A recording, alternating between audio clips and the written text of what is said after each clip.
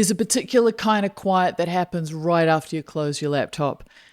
You've finally done the hard part. So you've got past the version of yourself that says, I'm fine, I'll deal with things when things settle down. And you opened your browser and you typed in the thing you've been carefully not typing for about 2 years.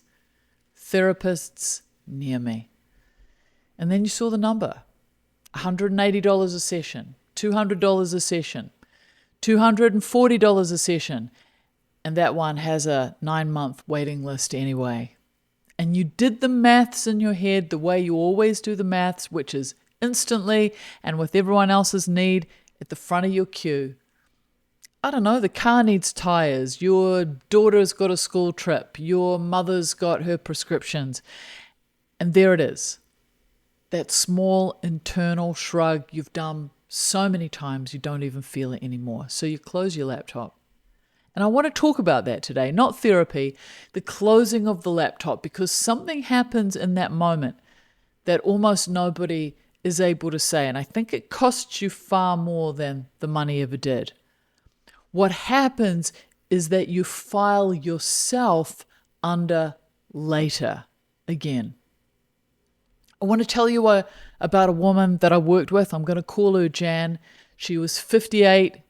She was a school administrator. She was the kind of person who knows where every single thing is kept in a building of 400 people. Her father died, and her marriage ended within about 18 months of each other. And her doctor suggested therapy, and she looked up what it cost. She never went back to the search. When I met her, it was 4 years later, and she said something to me I've never forgotten. She said, I know exactly what's wrong with me. I just can't afford to talk about it. 4 years it took her, not because she didn't want help, but because the only help anyone had ever pointed her towards had a price on it that she couldn't reach. And so she decided quietly and without any drama that she would wait. And in the meantime, she did what people do. She got up, she went to work, she was excellent at her job. She came home, she watched television until she was tired enough to sleep. And the thing she was carrying didn't go anywhere. It just got heavier and quieter at the same time. That's the part I need you to hear. So I'm going to say it plainly. The waiting isn't neutral. So your nervous system doesn't pause while you save up. There's a concept in stress research, it's called allostatic load. This largely came out of the work of a neuroscientist called Bruce McEwen. And all it really means is this. Your body is brilliant at handling pressure in bursts, and it's not designed to handle pressure with no off switch. So when your stress response stays partially switched on for years, it starts to show up everywhere. In your sleep, in your digestion, in your memory, in your tolerance for small irritations. So, you know that feeling when you cry at an advertisement and then you don't feel anything at all on your birthday? That's not weakness, that's arithmetic. So that's a system doing exactly what it was built to do under conditions it wasn't built for. So the question isn't whether you can afford therapy. The question is what your nervous system gets in the meantime, because it's going to get something either way. Right now, it's getting 4 years of holding on. Now, here's the thing I want to be really clear about, because I take this seriously, and so should you. Therapy does things nothing else does. If you're dealing with trauma, with clinical depression, with an eating disorder, with addiction, with obsessive compulsive disorder, with anything at all where you're not safe with yourself, you need a trained clinician, and there's no substitute for that. So I'm not going to sit here and tell you that 10 minutes of breathing replaces a psychologist, because it doesn't. And anyone who tells you otherwise is selling you something. And also, both of these can be true at once. So there's a body of research and psychotherapy that's sometimes called the common factors work. And what it keeps finding is interesting. A a meaningful chunk of what makes therapy work isn't the specific technique, it's the relationship. So it's being genuinely witnessed by someone. It's being given a coherent explanation for why you feel the way you feel, instead of it just being some kind of mystery. And it's doing something deliberate about it on purpose repeatedly. So I want to say that again. It's about being witnessed. It's about understanding the mechanism of what's happening in you and then doing something on purpose. Now, those three things are not exclusively available at $200 an hour.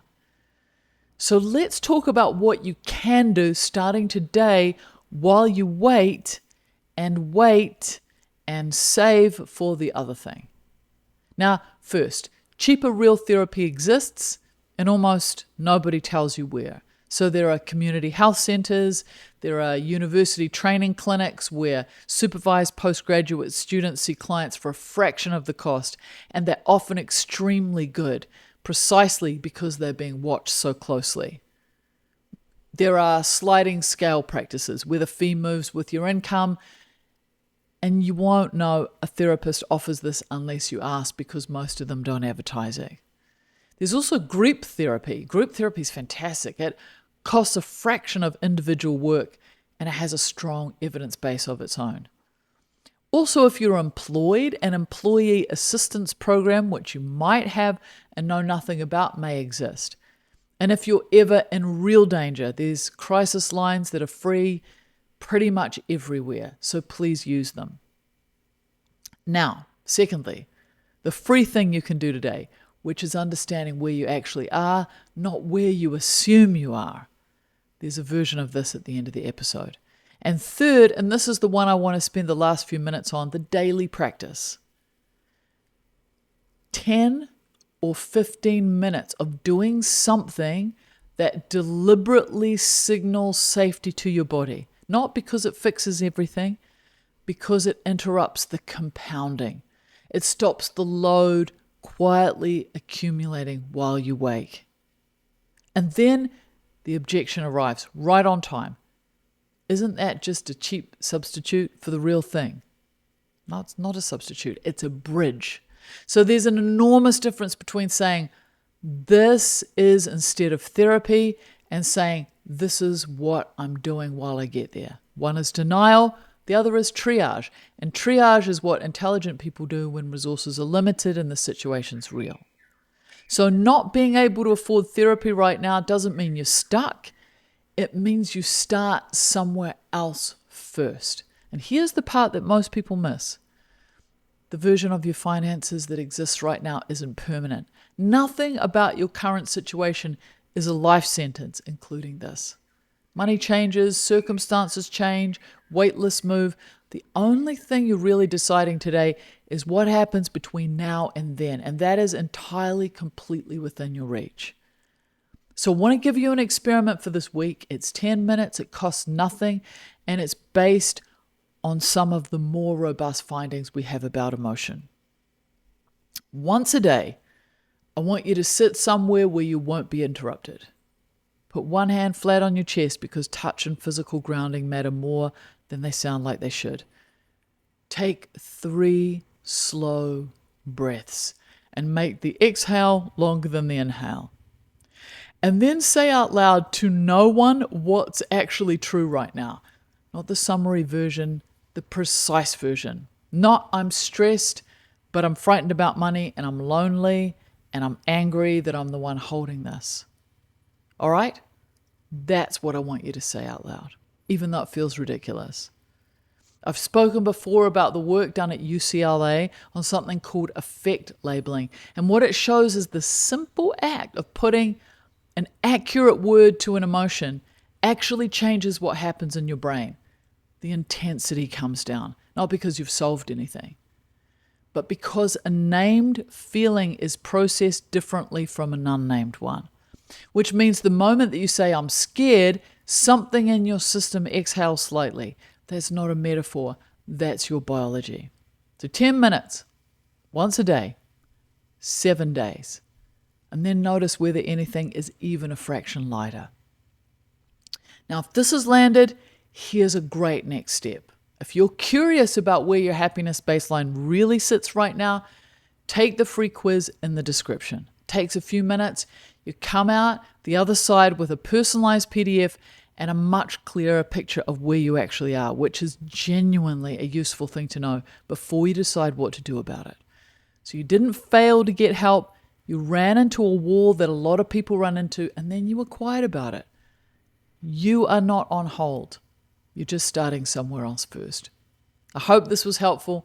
As always, be kind, take care, go gently in the world.